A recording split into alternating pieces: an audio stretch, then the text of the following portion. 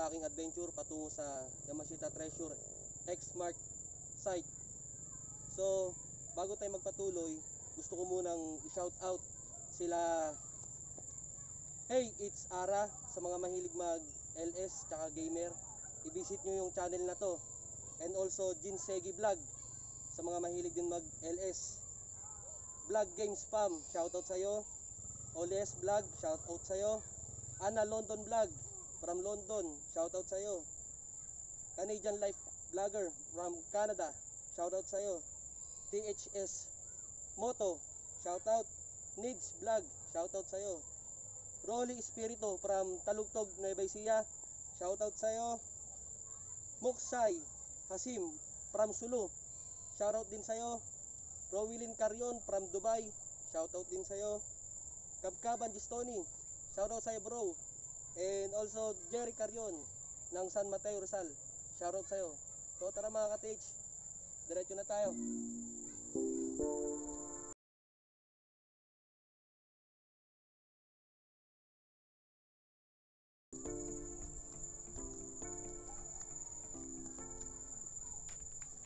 Mga ka-TH, naalala nyo pa ba yung sa mga previous video ko? So marami tayong madadaanan ng mga kabataan. Mamimigay lang tayo ng candy sa mga ganyang bagay. Masaya na sila. So tara mga ka-TH, bigyan natin sila ng candy.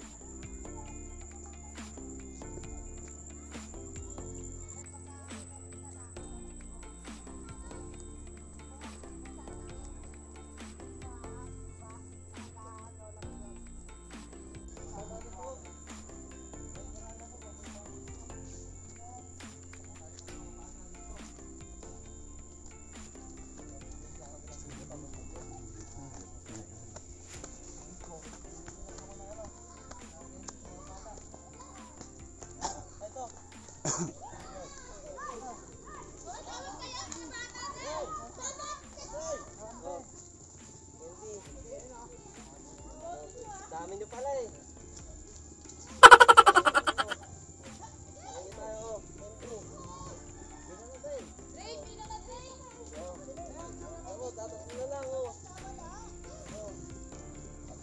Meron pa ba? Hindi ko expected na dami nyo pala eh. Meron pa oh. Wala pa, wala oh. Sana lahat na bigyan.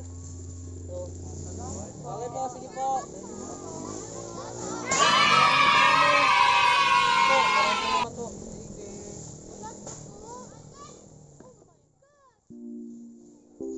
Ganyan mga ka-TH. So, kailangan maging mabait kayo sa mga bata. Magmakit kayo ng kabundukan. Para yung mga magulang nila gumaan yung loob sa atin para padaanin tayo sa pupuntahan natin. So magpatuloy tayo mga ka-TH. So good luck sa atin. Sana marating natin yung site na pupuntahan natin. So okay. So patuloy tayo mga ka-TH sa ating adventure, sa ating paglalakbay. So gusto kong makita ninyo yung mapagmasdan ninyo yung kagandahan dito sa kabundukan. Ang kagandahan kasi dito is sariwa yung hangin. Talagang nakaka-refreshing yung kapaligiran. Kailangan din kasi ng katawan natin yung negative ion. Dito kasi makukuha yun sa mga kagubatan, sa mga kabundukan, yung negative ion na yun. So patuloy tayo. Ito may mga bata o ticho. Nahihirahan kami. Magandang umaga po, makikiraan lang po. Yan, kailangan maging magalang ka sa mga tao dito sa kabundukan. Dito tayo.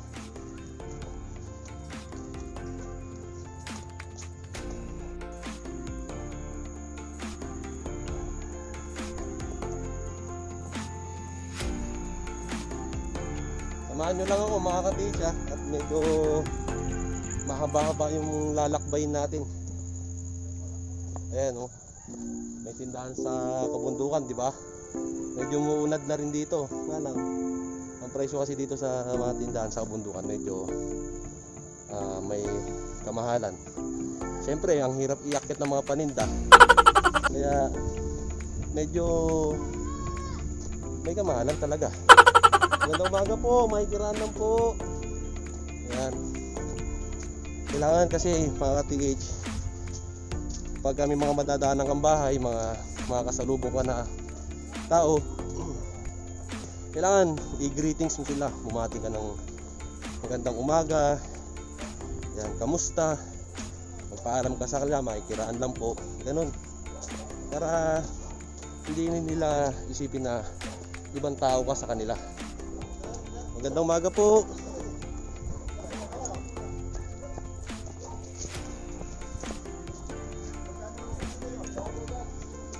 Magandang umaga po.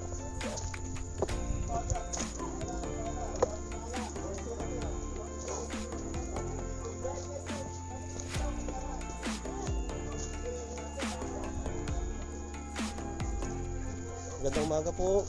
Magkiraan po.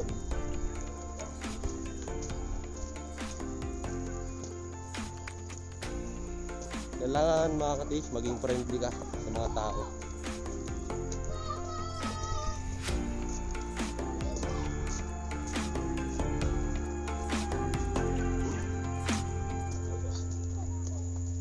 So ito yung kasama ko mga ka-teach. Isa ko sa mga member. Kung makikita nyo yung anak niya, yun, nasa unahan yung anak niya yun. So tinitraining na rin niya as a treasure hunter. So nag-flashback lang sa akin yung pagkabata ko, yung pagka every vacation sinasama ko ng aking grandfather sa kanilang pag-adventure.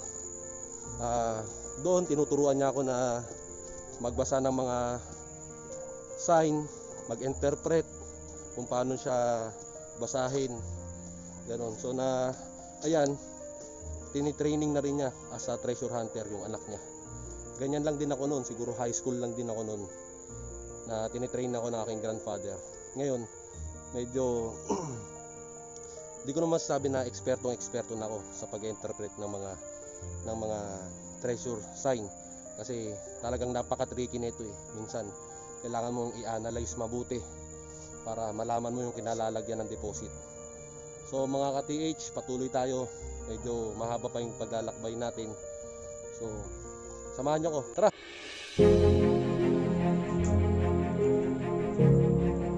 Go mga ka-TH. Tara, isa tayo.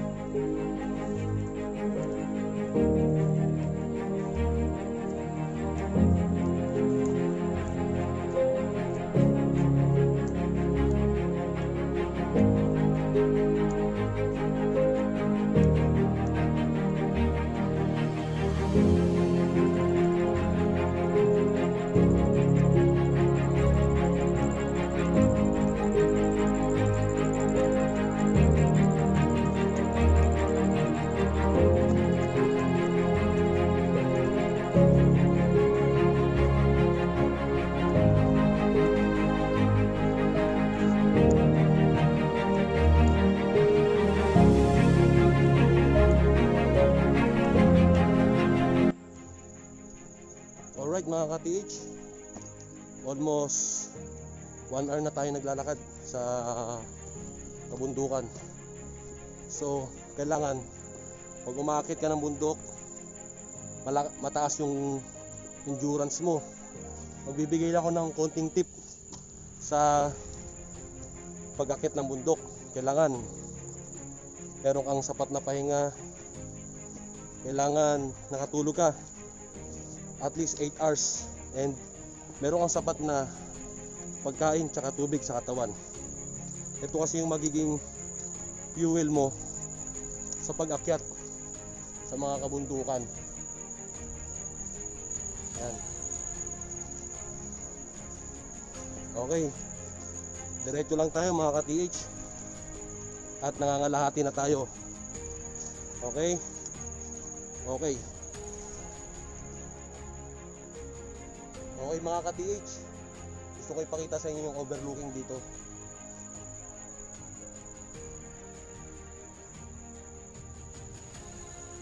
From here matatanaw mo yung buong Kamaynilaan. Yan. Ganito kataas tong bundok na to. Pero sulit naman kasi napakaganda yung view. sulit yung paglalakbay natin. Kahit na nakakapagod, nakakahingal. Pag nakakita ka naman ng mga ganitong view, talagang mababawasan yung pagod mo.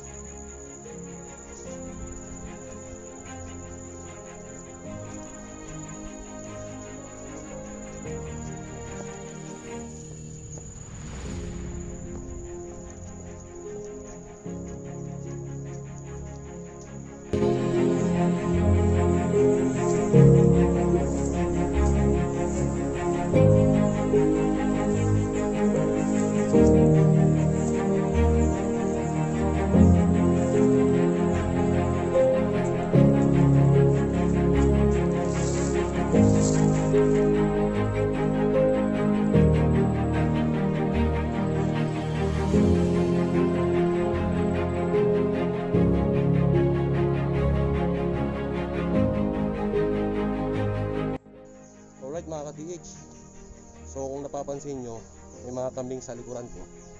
Nangangahulugan lamang to na meron tayong madadaanan na kabahayan na naman. So pag mga ganito kasi,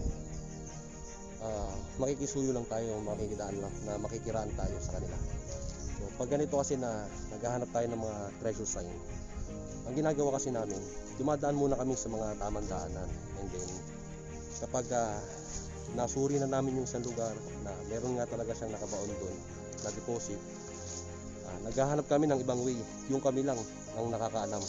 So gumagawa kami ng daanan para makabalik doon sa lugar na yun na hindi nalalaman ng ibang tao. So ganoon lang. So ito, may kabahayan nga dito, so makikisuyo lang tayo na makikiraan. Siguro bigyan na rin natin ng pampalubag loob, kahit sabihin natin na 20 pesos pampabili ng sigarilyo nila. So masaya na rin sila doon kasi mga tao sa bundok, mabababaw lang ang kaligayahan nila. So masarap din mamuhay ng mga ganong klaseng tao na mababa lang ang kaligayahan. So ito, pababa na tayo mga ka-TH. Ayun yung kagrupo ko, isa sa mga kagrupo ko, kasama niya yung anak niya. So tara tayo.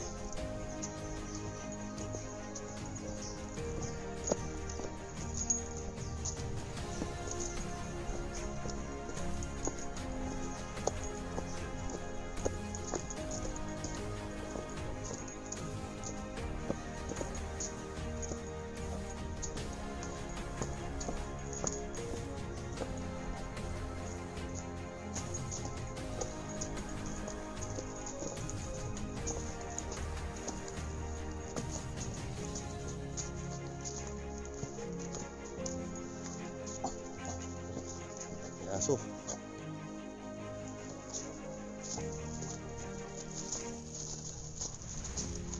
Sige, mauna ka na.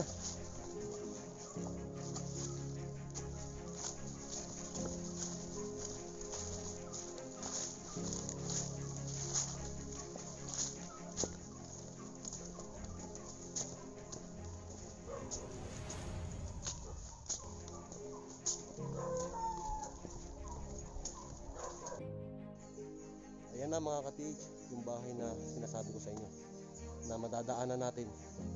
So makisuyo lang tayo ng mahinahon para padaanin tayo. Tara.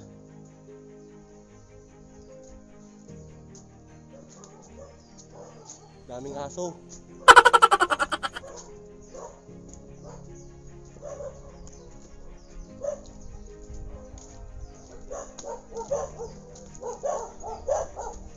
Gandang umaga po. Nakikiraan lang po.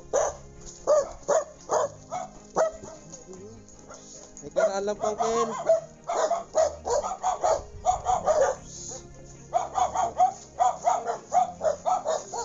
Nakikiraan lang po kami, ha. Okay. Ano, pang-gabi nyo po. Pang-gabi nyo na po yan. Siya po, yan. Salamat po. Okay, makikiraan lang po kami, ha. Okay, salamat po.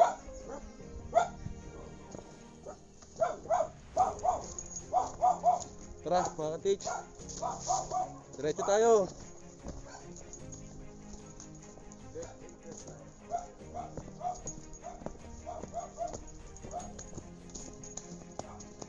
Medyo mahaba-haba na yung lakbayin natin mga ka-TH. Kaya nyo pa bang sundan yung video natin?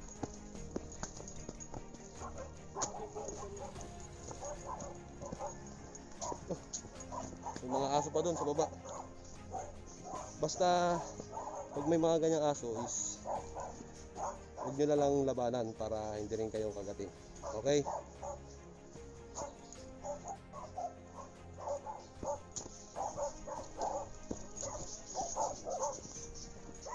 Yan mga ka-TH, daming aso.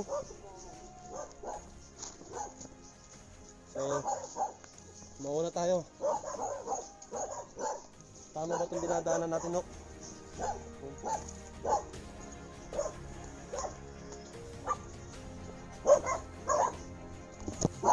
Magandang umaga po.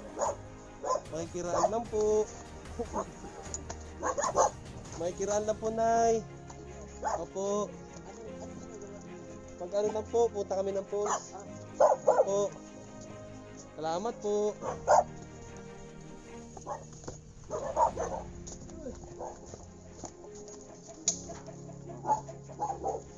Yan.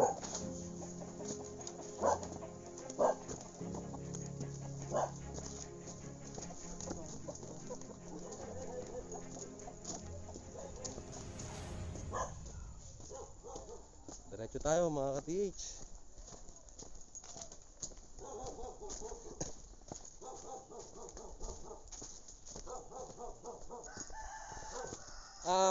Meron pala akong gustong i-shoutout. Shoutout nga pala kay Boss Jake. Boss Jake, mabuhay ka.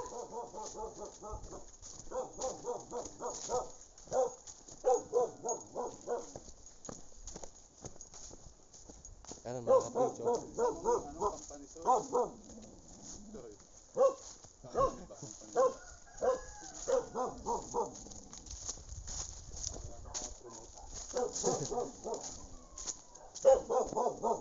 Dito tayo mga ka-TH. Tama, dito.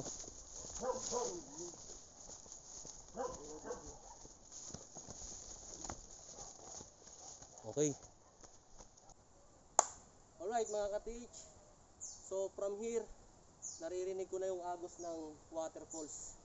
So mapagmamasdan nyo rin yung kagandahan ng waterfalls. So malapit na tayo mga ka-TH. So tara, punta na natin. Alright mga ka-TH, nandito na tayo sa waterfalls.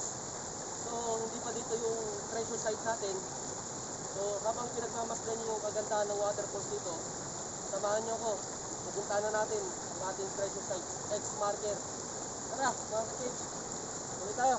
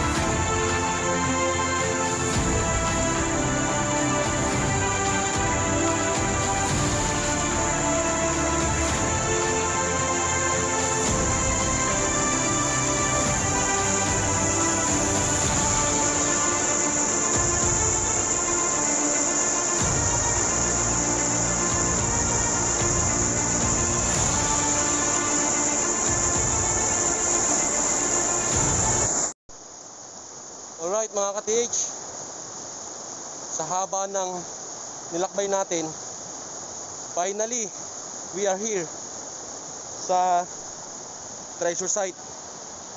So ito yung ayun yung sinasabi ko sa inyo, doon yung X mark na sinasabi ko sa inyo. And then yung sa side niya, meron siyang balete na century na, balete 3. So puntahan na natin para ma-lecture ko na sa inyo about sa X mark treasure sign So punta natin mga ka-TH.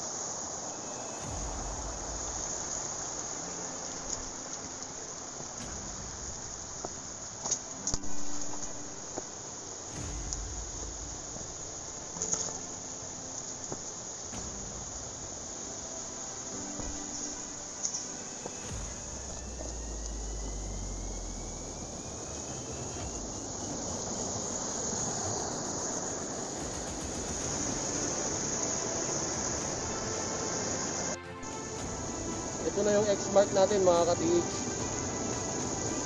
Yan, mag-i-start tayo ng lecture about sa X-Mark. Ang X-Marker is nagre-represent ng point to another marker. Meron naman na X-Marker, lahat ay nagtuturo ng deposit. So doon na pumapasok yung multiple deposit.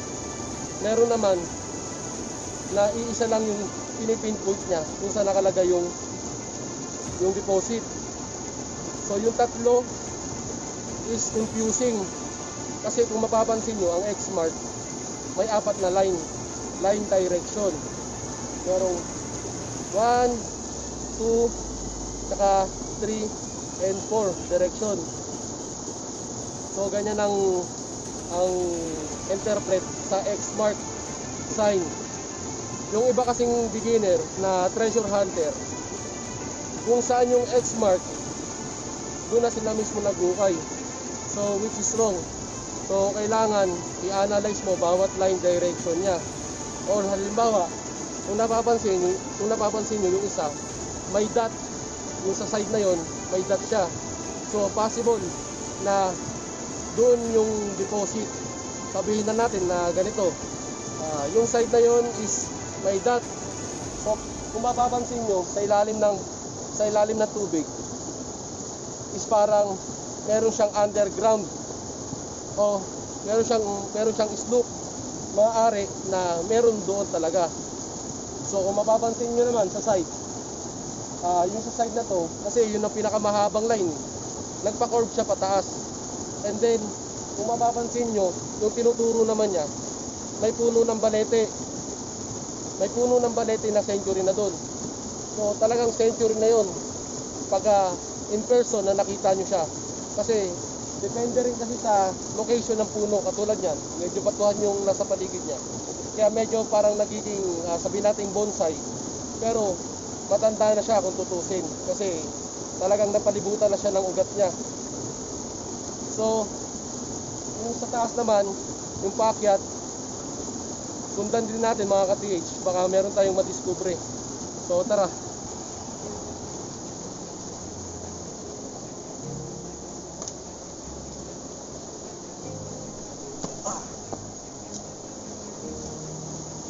Yung line kanina na nakita ko na naka-directional pataas. Ito naman yun. Yan. Ito. So kung napapansin nyo rin mga ka-TH, yung puno na yun, yung bato na yun is parang nag-bar down siya. So pati yung mga lupa, pati yung sa side na yun, yun nag-bar down yung lupa. So ibig sabihin malambot. Maaari din na merong tunnel cave o butas dyan. So maigi, suriin natin.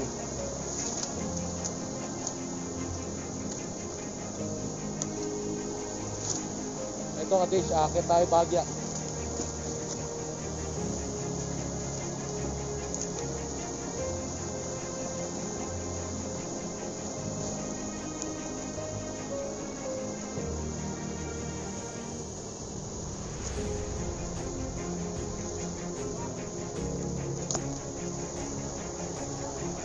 Yung sinasabi ko sa inyo ka-TH,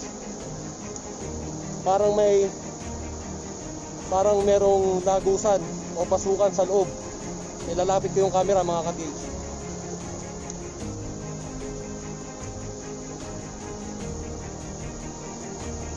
Diba? So yan sa mga pinipinpoint ng X-Marker, mahalaga na sundan mo yung apat na yun. And then kailangan mahalaga din na marunong kang mag-interpret. Dahil yung ibang line dun is pampalito lang. Confusing kung tawagin. Muna natin tutukin mga ka-TH. Yan, katulad nito ka-TH. Ampaw yung lupa niya. Yung sinasabi ko sa inyo lagi ay yung pasukan.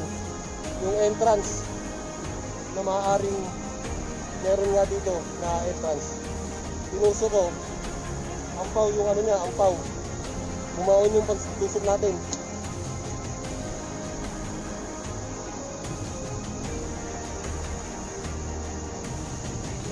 So siguro sa tagal din ng panahon kaya nagbar daw na yung lupa dito.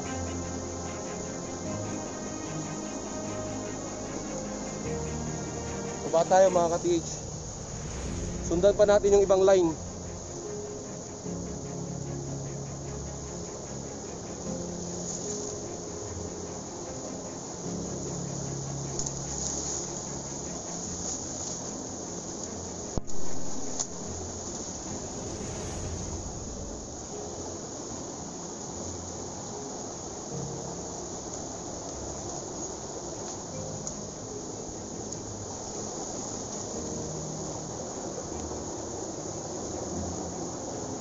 So, ayan yung X-mark.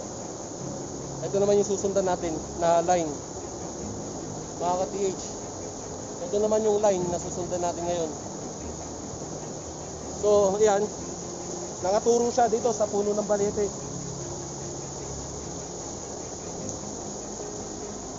Ito yung puno ng balete. Ayan. Talagang yung mga ugat niya is naging mother trunk na rin yung ugat niya dahil sa katandaan. Kaya sa side na to possible din na meron. So hindi tayo nagpunta dito para mag-digging. Pumunta tayo dito para ipakita ko sa inyo yung X-marker and pati yung lecture niya. So yung ibang line naman sundan natin.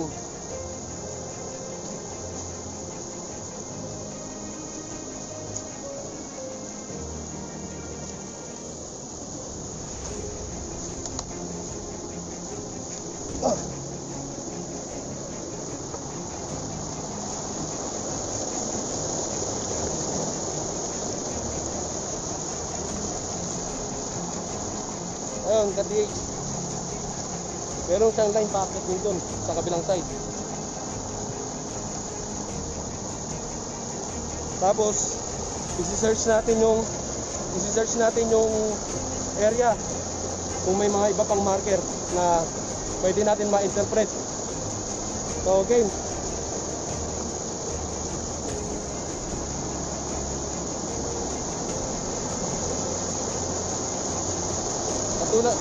Katulad nito mga ka-TH.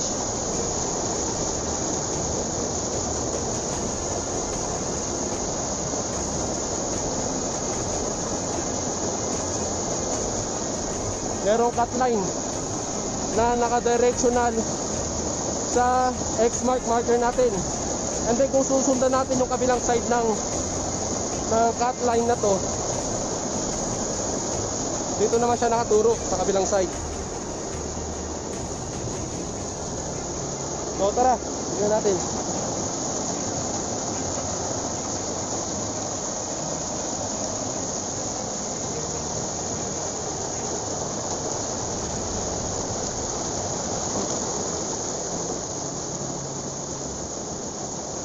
Ito mga ka-TH, oh.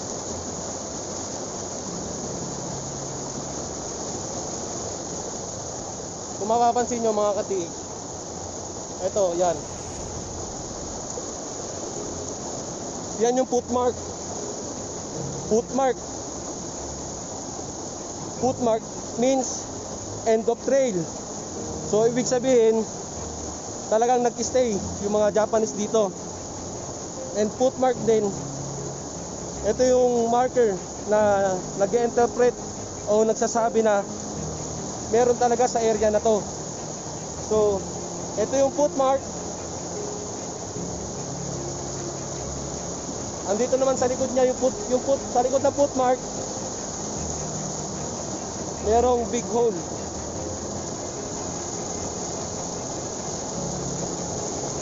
footmark, and then sa likod ng footmark, merong big hole. Kung i-interpret natin siya, ibig sabihin, step back, and then sa likod ng mga to, andun nga yung X mark natin kanina na ni-lecture natin. So, yan. Ganyan lang mag-interpret ng X mark sign. So, ibig sabihin talaga na meron dito sa area na to. Maaring dun sa puno ng ak, at saka sa taas, yung sinasabi kong may tunnel cave na entrance, pinakita ko sa inyo. So, yan mga ka-TH, salamat sa sumubaybay sa akin na hanggang makarating dito sa dulo. So, patuloy lang kayong sumubaybay sa akin, lalo na sa mga beginner na treasure hunter. So, marami pa akong ile-lecture sa inyo. Marami pa tayong adventure na pagsasamahan. So, mga ka-TH, maraming salamat. And then sa mga magpapa-shoutout, mag-comment lang kayo dito sa aking comment section para sa susunod kong video, kayo naman ang mai-shoutout ko. Maraming salamat mga ka-TH sa patuloy niyong pagsuporta sa akin. At huwag niyong kalimutan na mag-subscribe para updated kayo sa susunod kong video, pati paki-like and share na rin tong video na to. So maraming salamat mga ka-TH. Hanggang sa muli, TH Treasure Hunting, wipe out!